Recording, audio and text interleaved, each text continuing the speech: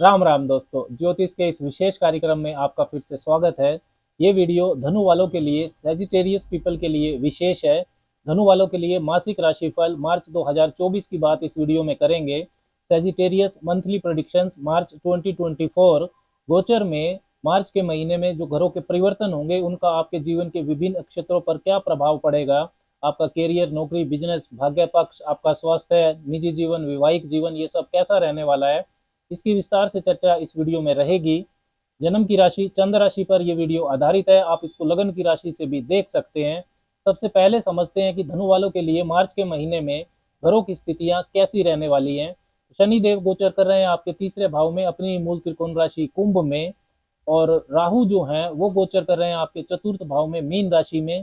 केतु का गोचर आपके 10वें भाव में चल रहा है, कन्या राशि में। आपकी राशि के स्वामी देवगुरु बृहस्पति पंचम भाव में रहेंगे, मेष राशि में।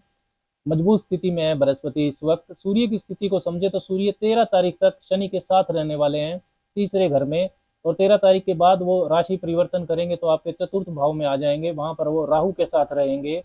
मंगल देव रहेंगे मकर राशि में, उच्च राशि में, आपके दूसरे भाव में 15 मार्च तक। 15 मार्च को वो भी राशि परिवर्तन करेंगे और आपके तीसरे भाव में आ जाएंगे शनिदेव के साथ। बुध की जो स्थिति है वो पहले हफ्ते 7 मार्च तक रहेगी आपके तीसरे भाव में।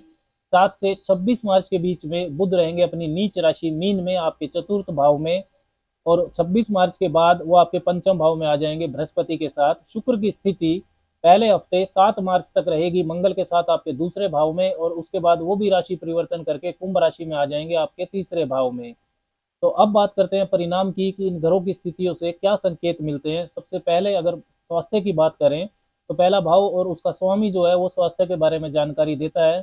आपकी राशि के पहले भाव के स्वामी बनते हैं बृहस्पति, मजबूत स्थिति में है पंचम भाव में, मित्र राशि में। और बृहस्पति की जो 9वीं दृष्टि है, सर्वग्रही दृष्टि, वो आपके पहले भाव पर रहेगी। तो देवगुरु बृहस्पति आपके स्वास्थ्य को बेहतर करेंगे। पहले से यदि कोई आपको स्वास्थ्य समस्या है तो उसमें आपको लाभ हो सकता है।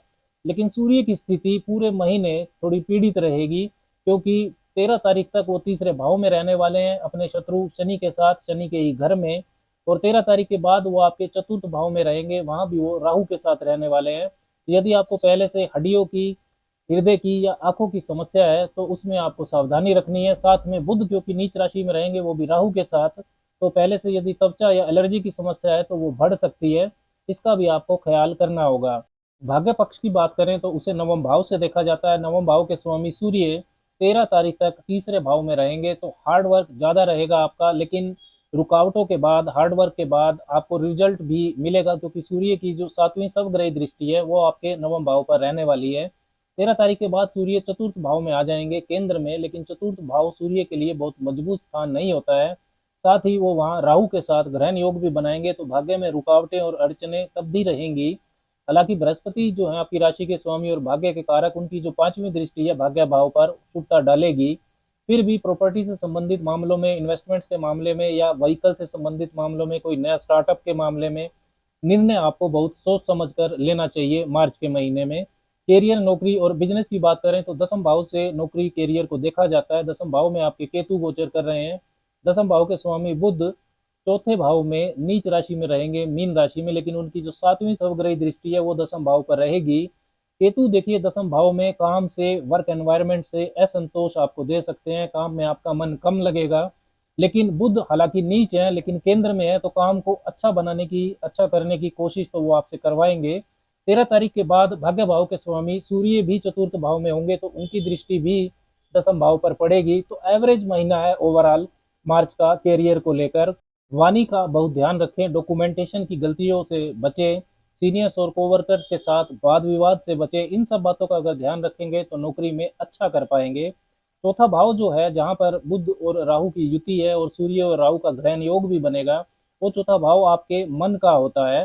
तो जिद का भाव जो है, ये युतियां वहां पर बढ़ाएगी आपके अंदर। बुध और राहु की युति में यदि बुध मजबूत राशि में होते हैं तो ये युति अच्छा फल देती है, आपकी बुद्धि और कम्युनिकेशन में चतुराई को बढ़ाती है। लेकिन यहाँ पर बुध क्योंकि नीच राशि में है, तो वाणी का और कम्युनिकेशन का आपको विशेष तौर पर ध्यान रखना है, नहीं तो परिवार में, वर्क प्लेस पर आपके वाद विवाद ज्यादा हो सकते हैं। व्यापार की बात करें तो 7वें भाव से उसे देखा जाता है। 7वें भाव के स्वामी भी आपके लिए बुध ही हैं, लेकिन बुध 7वें भाव से 10वें भाव में है, चौथे भाव में। Fourth house is 10th from 7th house, तो ये भाव की जो स्थिति है शुभ बनती है 7वें भाव से। बुध नीच राशि में है तो एफर्ट्स आपको ज्यादा करने पड़ेंगे, परिणाम भी हो सकता है आशानुरूप ना आए, लेकिन नई बिजनेस डील्स आपको मिल सकती हैं। पार्टनरशिप में वाणी का, डॉक्यूमेंटेशन का आपको विशेष तौर पर ध्यान रखना है। 13 तारीख के बाद भाग्य भाव के स्वामी सूर्य भी बुध के साथ रहेंगे, उनका प्रभाव भी रहेगा व्यापार में, तो व्यापारिक वृद्धि तो होगी। मार्च के महीने में 15 तारीख तक मंगल उच्च राशि में रहने वाले हैं, मकर राशि में, वो भी आपके धन भाव में।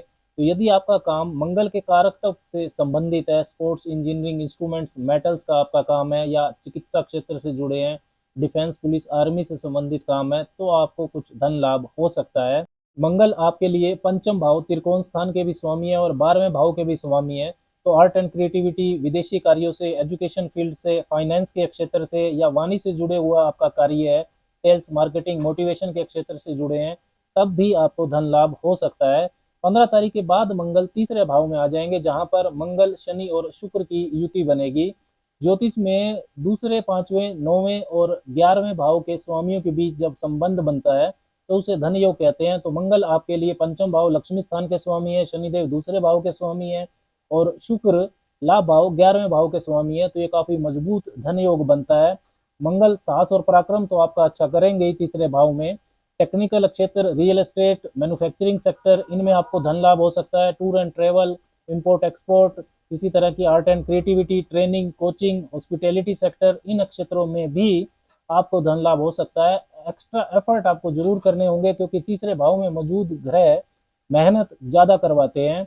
मैरिटल लाइफ की बात करें तो वैवाहिक जीवन 7वें भाव से देखा जाता है। 7वें भाव के स्वामी आपके बुध बनते हैं, जो चतुर्थ भाव में है, राहु के साथ अपनी नीच राशि में रहेंगे। कारक शुक्र पर भी मंगल और शनि का प्रभाव मार्च के महीने में रहने वाला है। तो वैवाहिक जीवन को लेकर बहुत ज्यादा अच्छा महीना नहीं है मार्च का। एक दूसरे की आलोचना करने से आपको बचना चाहिए, धैर्य से काम ले, जल्दबाजी में कोई निर्णय ना ले। शिक्षा पक्ष की बात करें तो उसे पंचम भाव से देखा जाता है। आपकी राशि के स्वामी बृहस्पति हैं पंचम भाव में, और 15 तारीख तक जो पंचम भाव के स्वामी है मंगल, वो दूसरे भाव में रहेंगे उच्च राशि में, और उनकी जो सवग्रही दृष्टि है वो आपके पंचम भाव पर आएगी। तो 15 तारीख तक समय बहुत शुभ है। एजुकेशन को लेकर कोई स्कॉलरशिप आपको मिल सकती है, कंपटीशन एग्जाम है तो उसमें आपको सफलता मिल सकती है। 15 तारीख के बाद मंगल तीसरे भाव में आ जाएंगे शनि के साथ, शुक्र के साथ। तब मेहनत और एफर्ट्स ज्यादा करने होंगे आपको, ध्यान आपका भटक सकता है, लेकिन तब भी मंगल की जो चौथी दृष्टि है वो आपके छठे भाव कंपटीशन के भाव पर रहेगी। तो कंपटीशन एग्जाम में सफलता के लिए पूरा मार्च का महीना बहुत शुभ है। कोई एडमिशन लेना है या कोई भी महत्वपूर्ण निर्णय लेना है शिक्षा को लेकर, तो 15 तारीख से पहले ले लेंगे तो ज्यादा शुभ रहेगा। लव रिलेशंस की बात करें तो उसे भी पंचम भाव से ही देखा जाता है। पहले भाव के स्वामी बृहस्पति है पंचम भाव में, तो आपका पूरा डिवोशन रहेगा रिलेशन में। 15 तारीख तक मंगल उच्च के उनकी दूसरे भाव से दृष्टि भी आएगी, सब ग्रह दृष्टि पंचम भाव पर, तो रिलेशन अच्छा रहेगा। लेकिन 15 तारीख के बाद मंगल चले जाएंगे तीसरे भाव में, तब आपके मतभेद हो सकते हैं। फॉरेन ट्रैवल की बात करें तो उसे 12वें भाव से देखा जाता है। 12वें भाव के स्वामी मंगल हैं, जो कि उच्च राशि में है 15 तारीख तक धन भाव में। उसके बाद मंगल तीसरे भाव में आ जाएंगे शनिदेव के साथ। तो पूरा महीना फॉरेन ट्रैवल के लिए, परमानेंट फॉरेन सेटलमेंट के लिए अच्छा है, उसमें आपको शुभता मिल सकती है। वीजा पीआर का कोई इशू है तो वो रिजोल्व हो सकता है। डॉक्यूमेंटेशन की गलतियों से आपको बचना है। अब बात करते हैं विशेष उपायों की, कि क्या विशेष उपाय मार्च के महीने में आपको करने चाहिए। भगवान गणपति की उपासना आपको करनी चाहिए, उन्हें दुर्वा अर्पण करें। गणेश अथर्वशीष का पाठ करना भी आपको शुभ फल देगा। ओम ब्रीम बृहस्पति नमः, देवगुरु बृहस्पति का यह मंत्र आपको हर रोज सुबह 15 मिनट जपना चाहिए। साथ ही में सोमवार और शुक्रवार को सफेद चीजों का दान करना भी आपके लिए बेहद शुभ है। राम राम।